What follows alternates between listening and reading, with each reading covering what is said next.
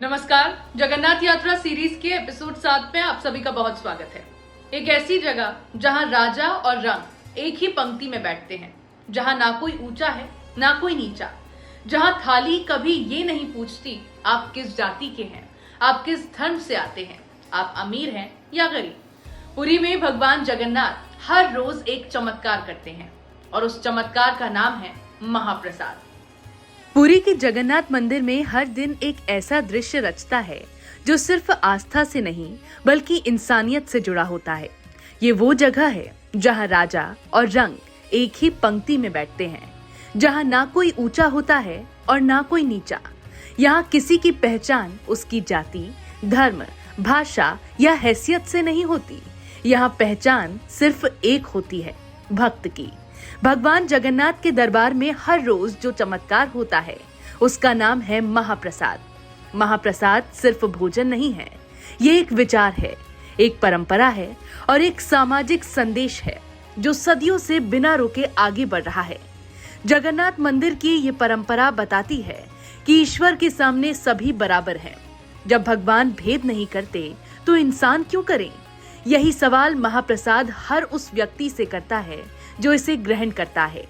पुरी का जगन्नाथ मंदिर भारत के 4 धामों में से एक है, लेकिन इसकी पहचान सिर्फ एक तीर्थ के रूप में नहीं है।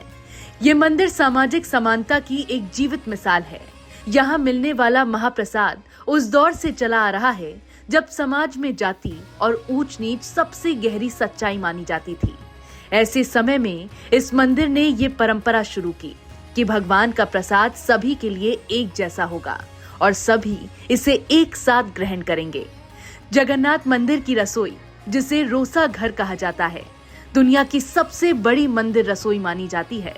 यहाँ रोज हजारों नहीं बल्कि लाखों श्रद्धालुओं के लिए भोजन पकाया जाता है। हैरानी की बात तो ये है कि आज के आधुनिक युग में भी यहाँ गैस, बिजली या किसी आधुनिक मशीन का इस्तेमाल नहीं होता। खाना आज भी मिट्टी के बर्तनों में लकड़ी की आग पर सदियों पुरानी परंपरा के अनुसार पकाया जाता है। महाप्रसाद को पकाने की विधि अपने आप में एक रहस्य है। मिट्टी के बर्तन एक के ऊपर एक 7 परतों में रखे जाते हैं। सामान्य विज्ञान के अनुसार नीचे रखा गया बर्तन पहले पकना चाहिए, लेकिन यहाँ उल्टा होता है। ऊपर रखा गया बर्तन पहले पक जाता है। वैज्ञानिक आज भी इस प्रक्रिया को हवा के प्रवाह और ताप के संरचन से समझने की कोशिश करते हैं, लेकिन ये परंपरा बिना किसी बदलाव के आज भी उसी तरह काम कर रही है जैसे सैकड़ों साल पहले करती थी।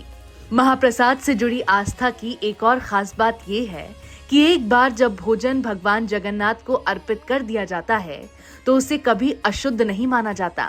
अगर वो जमीन पर भी गिर जाए तो भक्त उसे पवित्र मानते हैं।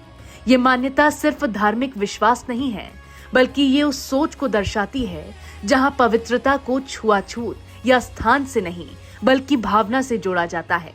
मंदिर परिसर में स्थित आनंद बाजार वो जगह है जहां महाप्रसाद सभी को मिलता है। यहाँ लोग जमीन पर एक साथ बैठकर भोजन करते हैं।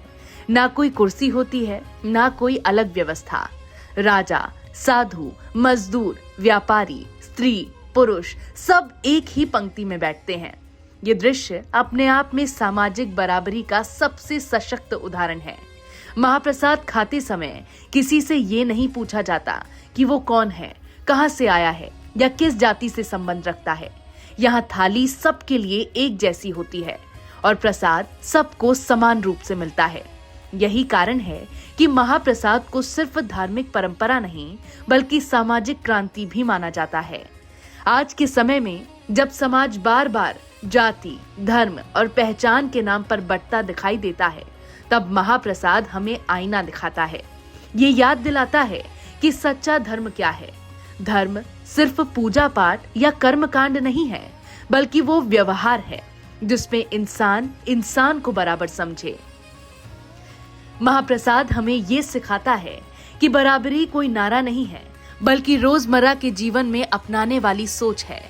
जब लोग जमीन पर साथ बैठते हैं और एक जैसा भोजन करते हैं तो अपने आप उनके बीच की दीवारें गिर जाती हैं। उस पल कोई बड़ा नहीं होता, कोई छोटा नहीं होता, सब सिर्फ इंसान होते हैं। जगन्नाथ मंदिर की ये परंपरा सदियों से चली आ रही है। और आज भी उतनी ही प्रासंगिक है।